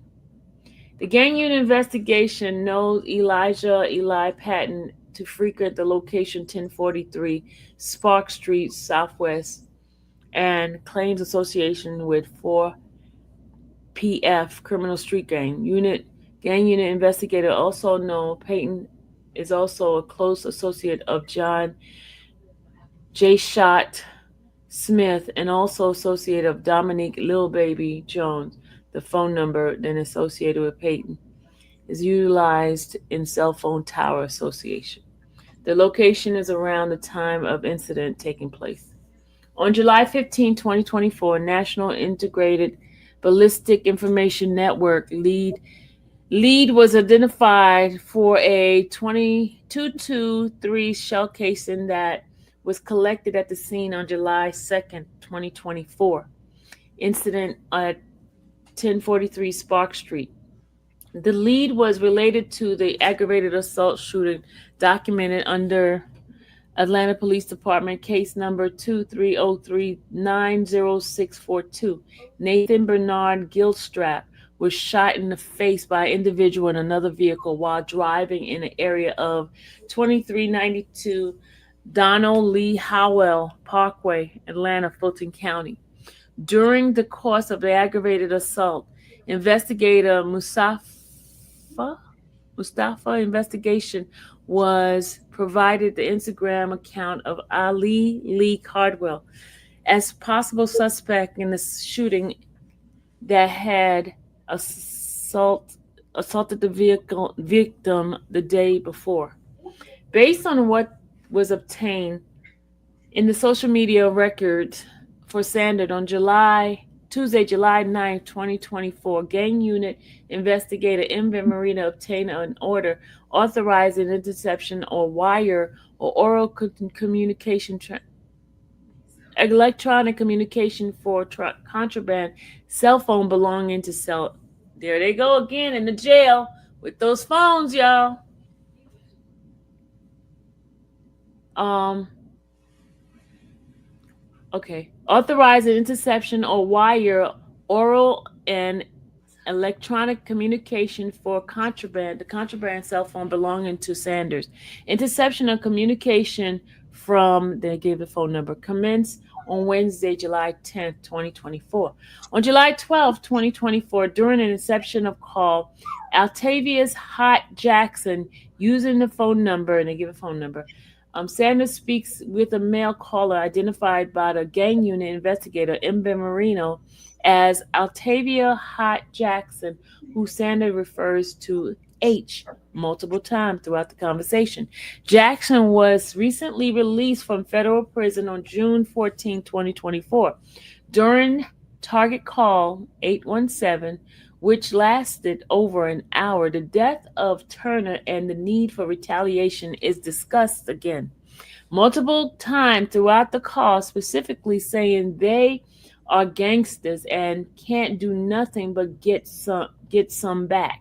In response to Turner's murder, gang unit investigator Ember Marino, known from the knowledge and experience that get back is a term commonly used as gang members in reference to violent retaliation. The parties also discussed that gang unit investigator Ember Marino believes, based on the hyper violent event that had occurred prior to this conversation, to be an ambush and the shooting murder of the children on 1043 Spark Street. While talking about retaliation, the parties on the call talk about people being frugilous as NIGGAS. And they both agreed that they dislike what happened during the botched attempt at the retaliation on the return side, which gang unit investigator M. Marino recognized as a reference to the murder of the children on 1043 Spark Street. Sanders then tells Jackson, almost in what appears to be an attempt to defend what had happened, I ain't going for no NIGGA doing nothing to us. And you can't be doing nothing to us and still be breathing. I ain't going, bruh. You feel what I'm saying? To which Jackson agreed. From the gang unit investigator Ember Marino, knowledge and investigation into the ambush of the children on 1043 Spark Street. The children were not the intended target of the attack, but rather collateral damage. Throughout the course of the investigation into the ambush of the children on 1043 Spark Street, the 3 children victims were found to have no involvement in any criminal street gang activity. During an interception call that took place on August 7, 2024, between Sanders and his ex-wife, Lakeisha Sanders, using phone number, Sanders stated that he knows that 4PF was responsible for death of Turner. During the call, Sanders repeatedly discussed need for revenge for the death of Turner and how he will go to war with the leader of 4PF criminal street gang, Dominique Lil Baby Jones. Sanders repeatedly state how he needs revenge on Dominique Lil Baby Jones and the 4PF criminal street gang, and at one point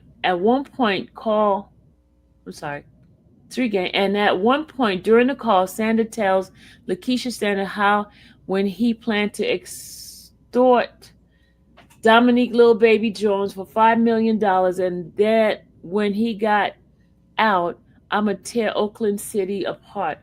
I ain't gonna be no more PFM. There ain't gonna be no more PFM when I get out. When I get done with that SHIT, it won't be no more. I'm gonna tell that NIGGA ass, you're gonna pay me for or continue bury your homeboys. Sanders tell Lakeisha Sanders that he is ready to get active and that he cussed these NIGGA ass out because all these NIGGAs supposed to be dying. Y'all NIGGAs act like y'all scared. These NIGGAs supposed to be crying. Take a wanna be crying because I wanna been I would have been pulled up and killed her baby daddy. And then Lakeisha Sanders asked, who is he referring to? Sanders responded, you know, her baby daddy, J Shot. I would have pulled up and killed him. No cap. Y'all, they got me talking Ebonic here.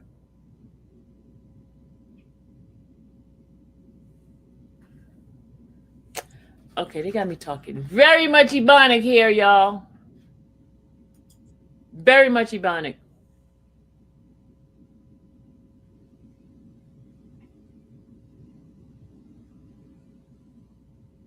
All right. Toria, did you hit the like button when you came in here? Because I didn't see the numbers going up when you came in. I hope you hit the like button. All right, let's see. During the interception of call take place on August 3rd, 2024, between Sanders and Ali Lee Cardwell, using the number, Sanders tells Cardwell how another Goodfellow member learned of a group chat between members of 4PF Criminal Street Gang, in which they were discussing having something done to Cardwell.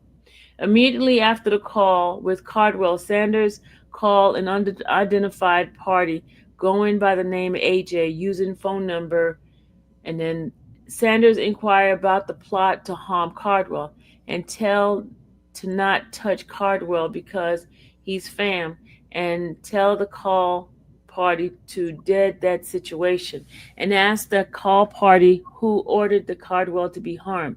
The call party responded and said he doesn't know the person, but he had heard that Cardwell did some crazy SHIT. I'm gonna say on the phone, type SHIT. You feel me? To which Sanders responded, yeah, and tell the call party to call him via video call. The reference, okay, this messed up. I can't see that part, y'all. A short time later, Sanders and Cardwell engaged in a 5 minutes, 50-second video call. Immediately after that, getting off the phone with Sanders, Cardwell attempted to call Tredon Crawford, who gang unit investigator Inven Marina knows to also be involved in the incident on July 2nd, 2024. Multiple times via video call. Cardwell and Crawford then proceed to have both 10 minutes and 18 seconds video call, followed by a 2-hour and 20-second video call. 20 minutes video call.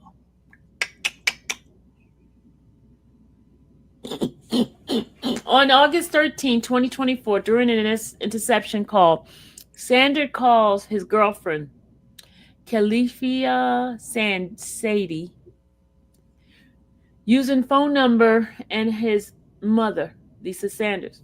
Join the call later via three-way using the number.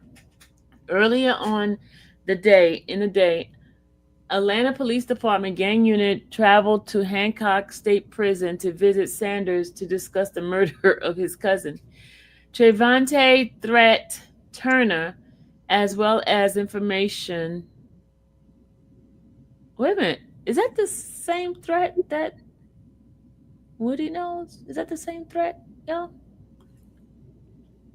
Is that the same threat? M. Miller, did you hit the like button? Is that the same threat, y'all?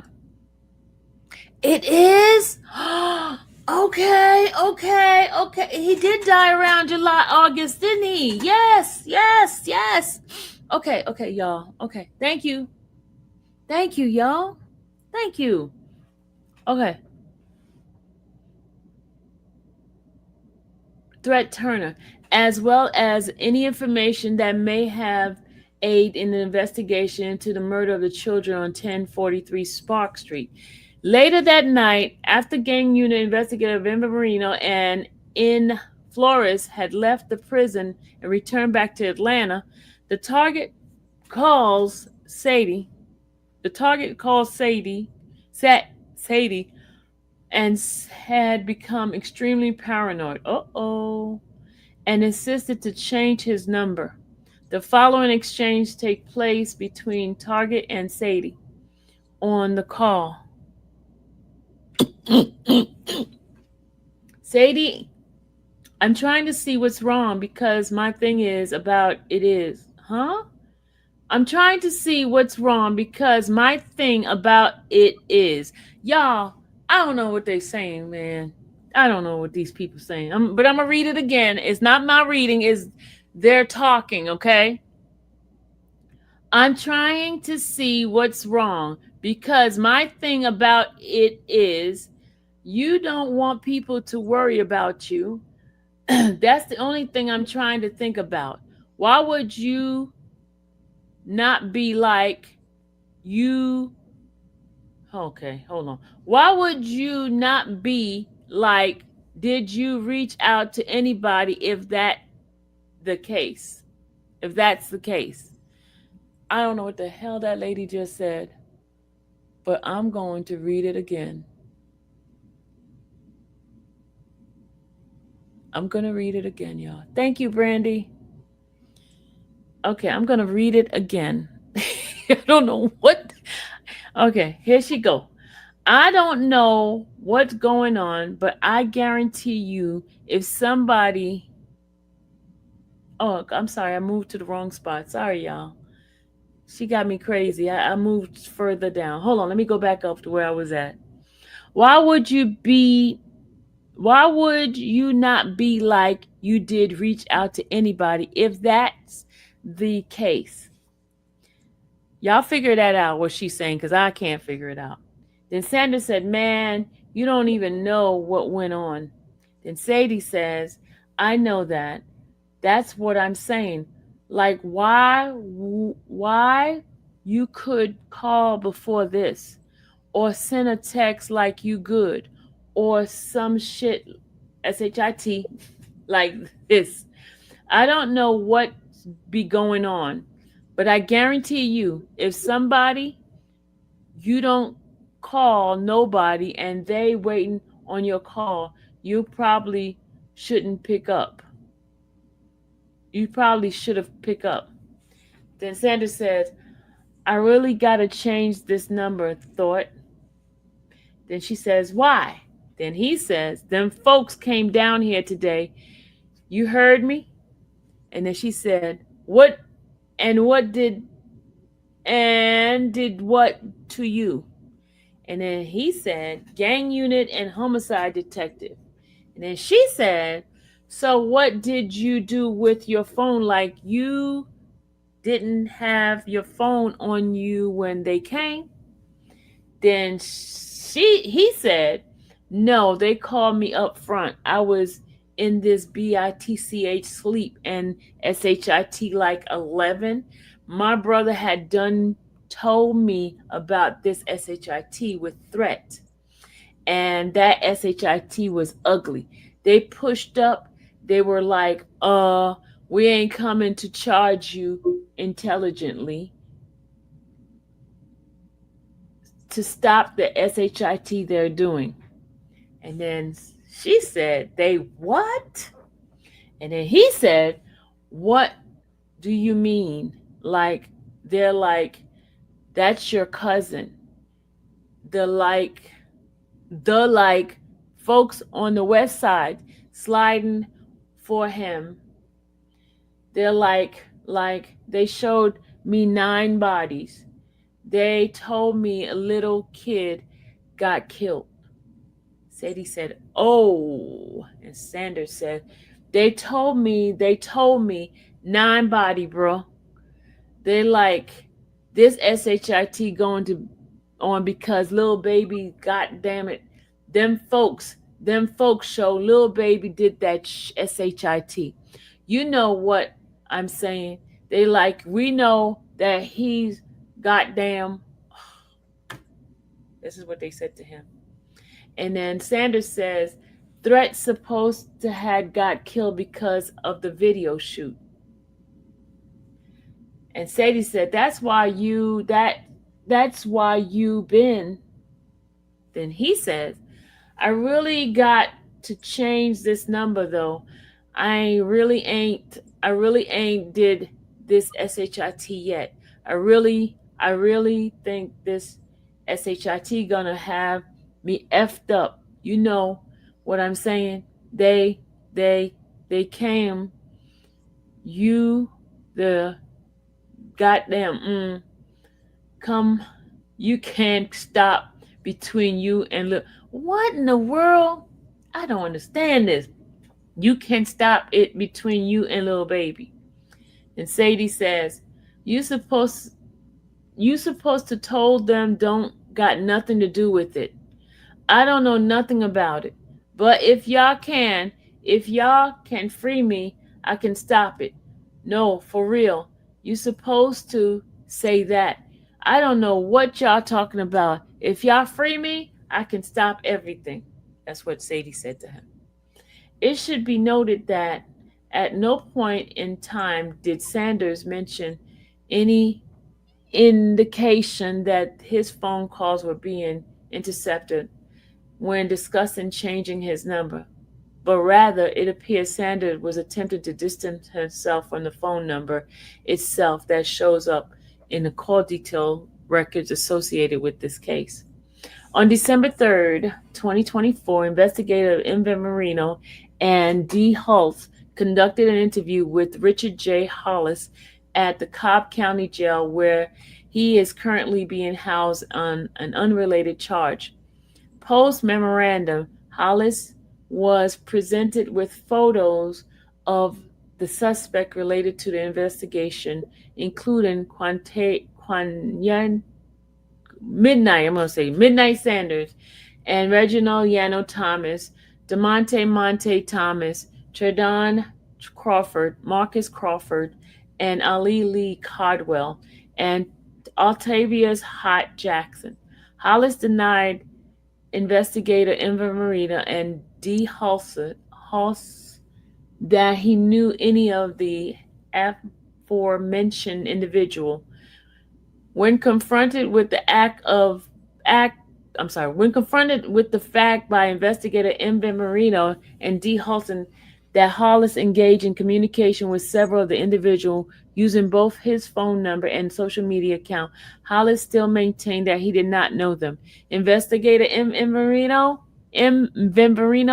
and Halls showed Hollis the call detail records showing that he had communicated both between before and after the incident on July 2nd with Tredon Crawford, and Hollis continued to deny knowing Crawford. Gang unit investigator M. Bimberino obtained a jail call made by Hollis to his girlfriend, Carrie Bennett, using phone number that was made immediately following the interview conducted with Hollis by investigator M. Bimberino and D. Hollis. On December 3rd, 2024, at Cobb County Jail, during the recorded phone call, Hollis instructed Bennett to immediately throw a very specific pair of shoes that he referred to as black and gray Nikes, and that he left behind at the house following his arrest on August 28, 2024. During the call, another female named Mimi joined the call via three-way. Hollis then instructed her to disable his Instagram account and tell Black we do not know each other. Mimi seemed confused at first as to who Black is and asked if Black was Tredon Crawford, to which Hollis eventually confirmed it is. Gang unit investigator M. Vimberito knew Tredon Crawford to go by a nickname Black or Black Boy, and is saved as such in Ali Lee Cardwell's phone. Hollis also tells Mimi to tell Lee and Bull do not tell people they know him either. Gang investigator M. Marino knew from this investigation and others that Lee is Ali Lee Cardwell and Antonio Bull Kirkland, Mimi then says that someone named King Slime, who gang unit investigator knew as Montavious Harris, is snitching and on Lee and Bull, and says that the gang unit investigator M. Marino showed him pictures of all three individuals. The Goodfellas criminal street gang was established in the early 2000s by Abdullah Williamson, aka Goodfather Frank Asama. At the time, Williamson was serving 10-year sentence for robbery. He was released in mid 2000 but was sent back to prison in 2006 with a life sentence for charges including armed robbery and aggravated assault. The creation and expansion of the gang was facilitated by George III Redding, aka Pope World, and Johnny McClendon, aka Pope Luciano, who became the second highest ranking members under Williamson. A mafia style structure is predominated in the gang. Members refer to the gang as the mob or La Familia or La Costa Nostra, which is an Italian for this thing of ours. Beyond simply taking old mafia names, they have adopted codes intact of the infamous crime families. They have a defined ranking order that is maintained with the highest integrity. Members have also adopted a code of silence used by the mafia called omertà. This word originated in old world crime family from centuries ago, but also became a common term for complete silence regarding criminal activity, especially concerning law enforcement investigation. Members are required to pledge complete allegiance to the gang, even above their family or their own self-interest. Every criminal activity in which Goodfellow engaged is geared around making money and protecting their ability to do so.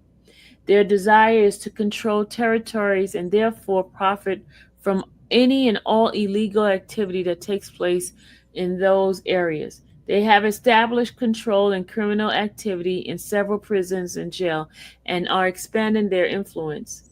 Violence is the cold core of Goodfellow operation. As it is, the Goodfellow have a cachet of true hitmen who serve as their enforcers to engage in murders for hire and are known or are suspected to have committed numerous murders. The Goodfellow have shown that they are ready to kill to protect their enterprise. But they are also available to hire for outside sources. In several instances, members were hired by unrelated persons to kill people who are not considered enemies of the Goodfellow. Intelligence has shown that the price of murder can range from $10,000 to $20,000, but can cost more than less depending on the circumstance. The continued practice wanton violence carried out by members of the Goodfellow criminal street gang helped to further the gang hyper-violent reputation and insist fear among rival gang and members of the general public. The gang was created in the prison system and is still operating within the prison wall. However, Goodfellow has created a network that extends widely outside the walls and has expanded rapidly throughout Atlanta.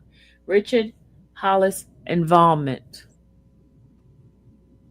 On July 1st, 2024, a 2018 white Nissan Maxima belonging to South Fulton victim can be observed on various license plate reader LPRS throughout Atlanta bearing California tag. The detailed records obtained for the Richard R. J. Hollis show the cellular device associated with Hollis tracking the pattern of travel of the Nissan Maxima used in the homicide throughout the day. based on a gang unit investigation of Tredon Crawford and his involvement in the violent retaliation acts against 4PF members.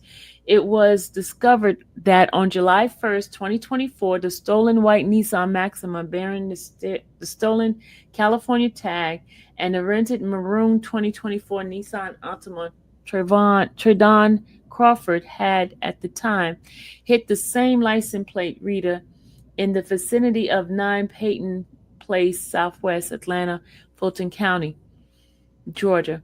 Within 5 minutes of each other, the white Nissan Maxima bearing stolen California plates hit the license plate reader approximately 8:45 p.m. and Crawford's rental vehicle hit the same license plate reader approximately 8:50. These findings displayed that both parties left the location of the visual that had been held for Turner at 9 p.m. 9 Peyton Place Southwest on July 1st, 2024 at 7:30 p.m. Call detail records.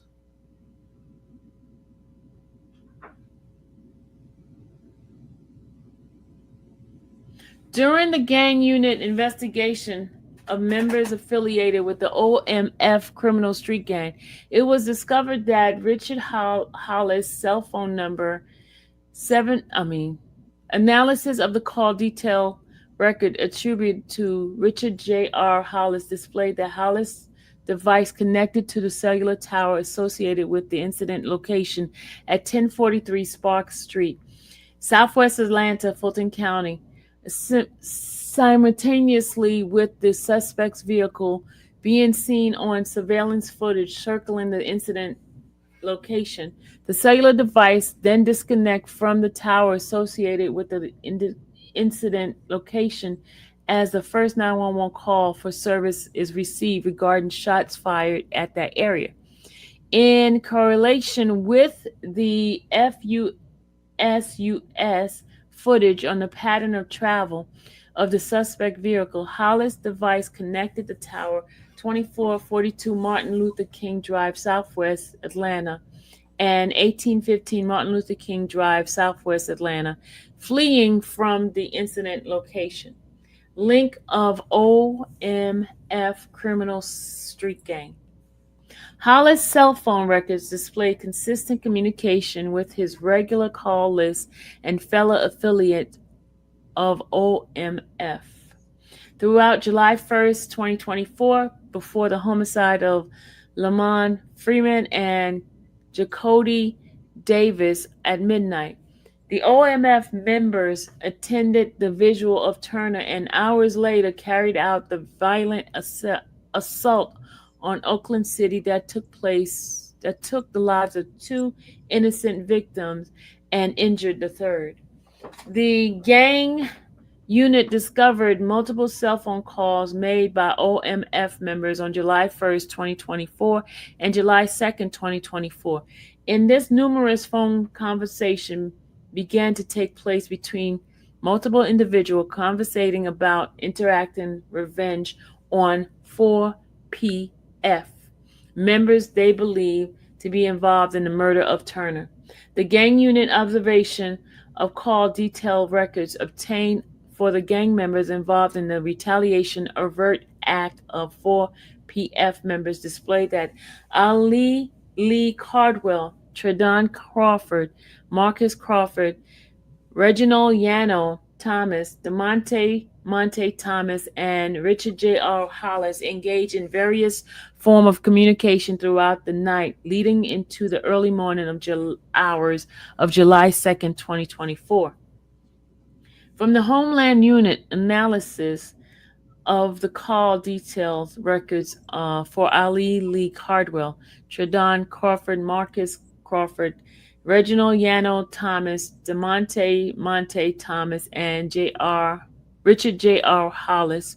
Detail displayed the extensive communication between all individuals stopped approximately 12:06 a.m. on July 2nd and did not continue until I can't see the rest of that.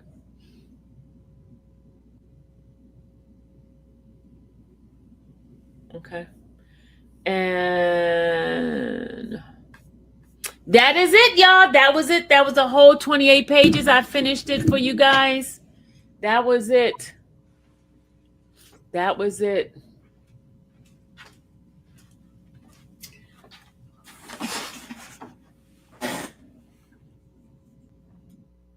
F members.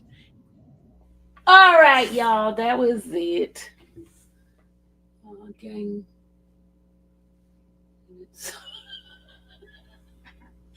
Natasha said gang unit sucks. Don't believe them. You don't. Oh, so King Klein is it Jeffrey anyway? You guys are too much, y'all. You guys are too much. Lord have mercy. But that is the police arrest report that I read a couple of days ago, and I just wanted to bring it up to you guys with the update. Okay, so I am about to take off now, and I'll see you guys later. I don't think there's anything else on me to do. CMT, is that a nice pose here? Yeah, I got to get my reaction poses together for CMT to put me up. So that's why I changed clothes and did all that stuff. Okay. But anyway, my darlings, I will be back. And there is supposed to be a trial that I was supposed to be involved in. Oh yeah, my back hurts. It's called old age. But my darlings, I'm about to take my butt off this live, and I will see you guys later. Love y'all. Bye. All right, see you later. Bye.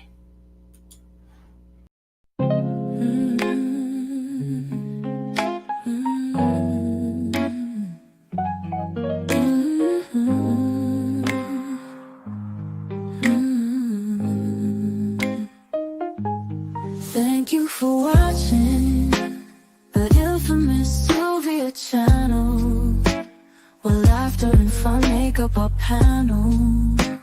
Together we build this digital spree. We appreciate you and our growing family. With mods by our side and chat flowing free in this online space. It's just you and me. We laugh until tears roll down like the rain. In this virtual world, you ease all my pains. We're a family, not just a show. Every click and comment makes us grow. Mods and chat, keeping the vibe so right. Together we shine like stars in the night.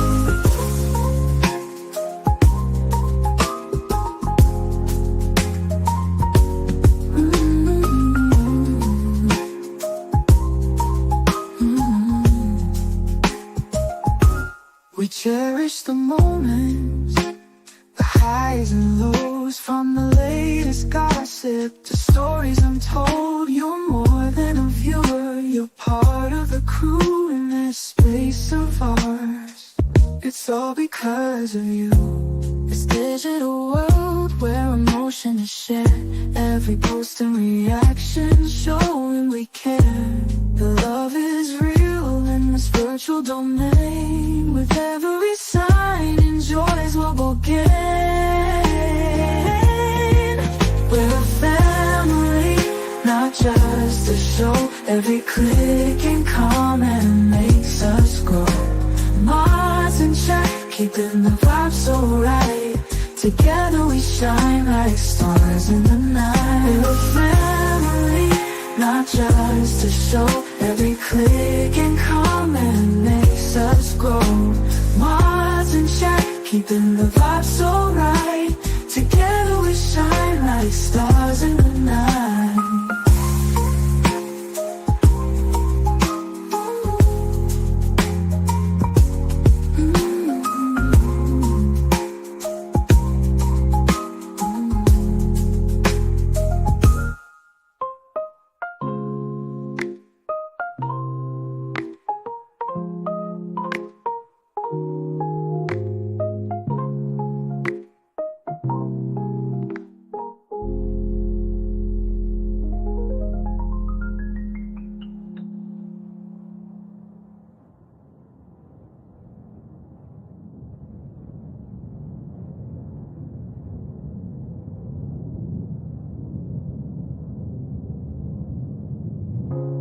This digital world where emotion is shared, every post and reaction showing we care. The love is real in this virtual domain. With every sign, enjoys what we'll gain.